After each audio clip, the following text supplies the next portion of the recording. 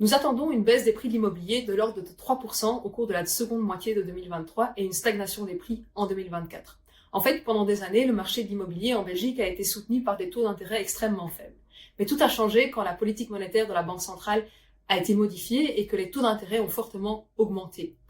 En fait, un ménage, pour un même remboursement mensuel, peut emprunter à l'heure actuelle 18% de moins qu'il y a 1,5 ans.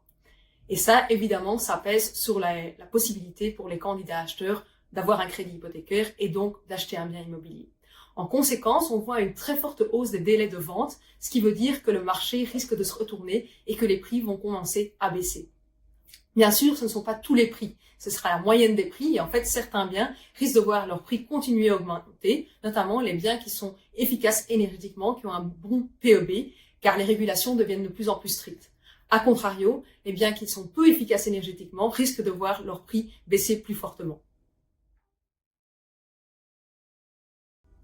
Le marché immobilier belge est plus stable que dans les pays voisins. En fait, si on regarde la période depuis 1990, les prix de l'immobilier en Belgique n'ont diminué que pendant 2 ans, alors que dans le reste de la zone euro, c'était pendant 4 ans. Et quand il y a des diminutions de prix, elles sont généralement plus faibles en Belgique qu'ailleurs. Il y a 2 raisons pour cela. Principalement le fait que les Belges apprécient plus qu'ailleurs d'être propriétaires, et aussi car les Belges ont fortement confiance dans le marché immobilier. En fait, selon notre enquête, 1 Belge sur 2 pense que les prix de l'immobilier ne baisseront jamais en Belgique. Cela porte à croire que les prix de l'immobilier vont baisser moins en Belgique que dans les pays voisins au cours des prochains trimestres.